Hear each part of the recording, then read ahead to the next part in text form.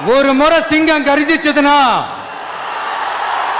8 kilometres அப்படின்னா ஒரு 8 square kilometres அப்படின்னு வச்சுப்போமா. 4 பக்கமும் 8 கிலோமீட்டர் இருக்கக்கூடிய 8ன்னு சொல்லி ஒரு ஸ்கொயர் பாக்ஸ், அதில் வந்து அந்த அளவுக்கு வைப்ரேஷன்ஸ் இருக்குதா அப்படின்னு சொல்லி கேட்டால் அது மாதிரியான எந்த வைப்ரேஷனும் கிடையாது.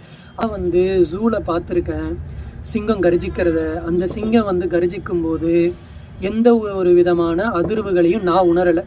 நான் அந்த சிங்கம் கர்ஜித்ததுக்கு எவ்வளோ தூர டிஸ்டன்ஸில் இருந்திருப்பேன்னா, வெறும் 10 மீட்டர் டிஸ்டன்ஸில், 10 மீட்ரு கூட இருக்காது, 10 அடி, 10 ஃபீட் டிஸ்டன்ஸில் நான் நின்னேன். என்னுடைய எந்த பொருளுமே வந்து அதிரவே கிடையாது. அதாவது என் இதில் எக்ஸ்ட்ரா ஃபிட்டிங்ஸாக மாட்டியிருக்க கையில் இருக்கக்கூடிய வாட்சோ, நான் கையில் போட்டிருக்க காப்போ, இப்போ நான் கழுத்தில் மாட்டியிருக்கிற இந்த நெக் பேண்டோ, ஆர் என்னுடைய ஷர்ட்டோ, இல்லை என்கிட்ட இருக்கிற ஃபோனோ, என்னுடைய பேகோ, எந்த ஒரு பொருளுமே ஒரு சின்ன ஒரு வைப்ரேஷனை கூட ஃபீல் பண்ணவே கிடையாது. வெறும் 10 ஃபீட், ஒரு 4 மீட்டரில் இருக்கக்கூடிய என்னுடைய சின்ன பொருட்கள், அதாவது இடையில் ஒரு 500 கிராம் 1 கிலோவுக்கு கீழே இருக்கக்கூடிய பொருட்கள் கூட வந்து ஒரு வைப்ரேஷன் அதிர்வுகளை உணரலை.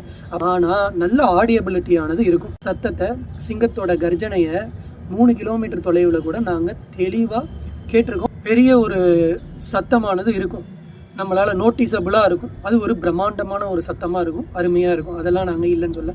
ஆனால் அதனால் அது வந்து காடே அதிரும் அப்படின்னா அதெல்லாம் வந்து முற்றிலுமாக உண்மையே கிடையாது.